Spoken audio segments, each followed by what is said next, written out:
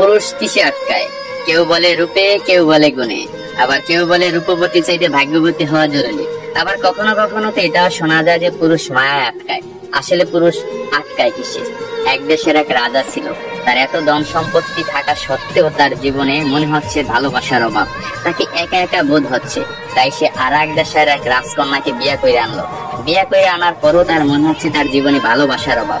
সে আরো একটা বিয়ে করলো, কিন্তু তারপরও তার মনে হচ্ছে জীবনে ভালোবাসার অভাব। ভালোবাসার অভাব মিটাতে যাইয়া একটা না, দুইটা না, তিনটা না, সে 9টা দেশের রাজকন্যাকে বিয়ে করলো। তার এখন 9টা বউ, তারপরও তার মনে হচ্ছে জীবনে ভালোবাসার অভাব। এট লাস্ট সে তার প্রধান দাসীর প্রেমে পড়ে গেছে। 9টা বউ থাকা সত্ত্বেও রাজা যখন দাসীর প্রেমে পড়ে গেল, এটা সমাজ মায়া নিল না, তার বউরা তো একেবারেই নিল না। তার বউরা রাজাকে প্রশ্ন করলো, এমন কি জিনিস আমাদের ভিতরে নাই যেটা ওই দাসীর ভিতরে আছে? আপনার যদি বউ দরকার হয়, আপনি অন্য কোনো রাজার মেয়েকে বিয়ে করবেন, আপনি দাসীকে কেন বিয়ে করবেন? তখন রাজা বলল, 9টা বউ থাকা সত্ত্বে আমি রাজা হইয়া দাসীর কেন প্রেমে পড়লাম, এটা শুধু আমি তোমাকে না, পুরো বিশ্বকে দেখাবো। এটার জন্য আমি কালকে বড় একটা অনুষ্ঠানের আয়োজন করা হবো। ওই অনুষ্ঠানে আমি প্রমাণ করাই দেব আমি রাজা হইয়া কেন দাসীর প্রেমে পড়লাম। পরের দিনকে একটা বড় অনুষ্ঠানের আয়োজন করা হলো। ওই অনুষ্ঠানে 10টা থালা ছিল। 10টা থালা 10 রকমের সম্পদ দিয়ে ভরপুর ছিল। কোনটায় টাকা, কোনটায় সোনা, রূপা, হীরা, মুক্তা ইত্যাদি ইত্যাদি দিয়ে 10টা থালা ভরপুর করা হয়েছে। 10টা থালা ভরপুর করার পর রাজা সবাইকে বলল, এই 10টা থালায় 10 রকমের সম্পদ আছে।